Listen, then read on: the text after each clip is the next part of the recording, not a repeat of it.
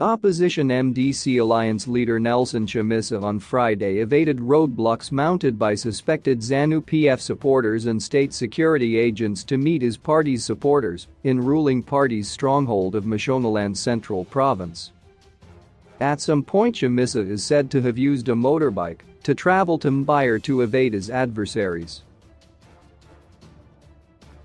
According to MDC alliance officials, state security agents and some Zanu PF supporters were trailing Chamisa's convoy, and the opposition leader was forced to abandon it. Chamisa yesterday refused to comment on how he reached Mbeya, saying, "It's a security issue, I cannot discuss that." He told MDC alliance supporters to prepare for the 2023 elections. "We are imploring you to vote for regime change," Chamisa said. "May the youth, churches, business community, village heads and everyone know that it is now time for regime change. Very soon we will make Zimbabwe work."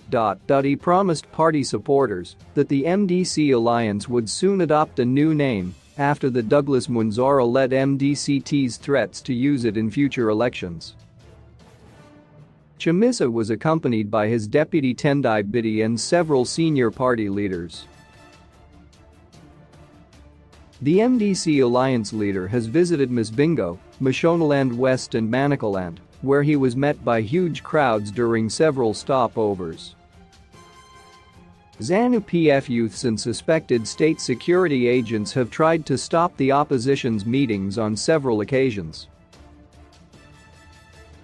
In Manicaland, the MDC alliance said there was an attempt to kill Chamisa after a car he was traveling in was allegedly shot at by people that had been trailing him. Chamisa, who narrowly lost the disputed 2018 presidential elections to President Emmerson Mnangagwa, is expected to face the Zanu PF leader again in the highly anticipated polls. There are already fears that the polls would be marred by violence given the rising tension between Zanu PF and the MDC alliance.